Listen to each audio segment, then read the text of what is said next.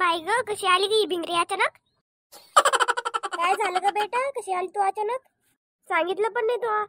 काय सांगू मम्मी तुला, त्या पेताडनी मारलं मला. काय काय म्हणती? अगं मम्मी तू रोजच प्यायला लागलाय आता आणि नुसता मारटोक पण करतो. आता मी जाणार नाही त्याच्या घरी, मी इथंच राहीन.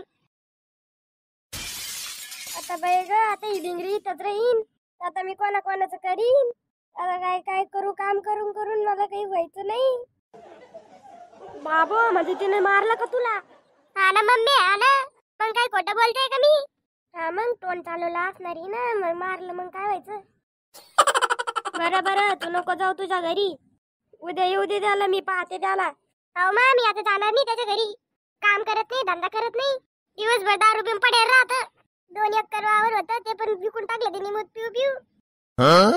हा मग लव्ह मॅरेज होतं ना तू, पहिला प्यार होता ना, ही आता दडपून. बरं बरं, जाय तू आराम कर. हा हा आराम कर, काम कोण करीन? जाय मग तू स्वयंपाक कर. चांगलं बनव काहीतरी, महिलेत आली. बरं बरं सांग काय बनवते. तुम्ही म्हणता ते बनवते, मी नाही सांगत. तू बनवतोय मनाने काही पण, तुला समजत नाही का? बरं बरं मग खिचडी बनवते. ते पण बोलती काय महिले कालिंगाच काय बोलती. जाय लवकर आणि शिरापुरी वडे भजे बनव. बनवते ना, माझे कोण बनवणार आहे? मग कोण बनीन? लगाव लोक बनितीन का? काय लवकर बनव स्वयंपाक. अहो हे काय लावलं तुम्ही? अनाथ आश्रम खोललं काय तुम्ही? काय आता तुला काय झालं आता? माहित नाही का तुम्हाला? येडेच रूप घेतात काय? तुमची बहीण भांडणं करून आडी इथं आणि इथंच राहायचं म्हणती. हा मग येऊ दे ना, तिच्या भावाचं घर आहे, समजली का? बरं बरं असं आहे का? मग मी पण चालले माझ्या भावाच्या घरी. काय काही पण बोलली ती का? तुला काय त्रास आहे का इथं? तू काय आला तुझ्या भावाच्या घरी? माझ्या बहिणीचा नवरा बेकार आहे म्हणून ती आपल्या भावाच्या घरी आली, आणि तू काय आला जातीये? तुला काय त्रास आहे मामा?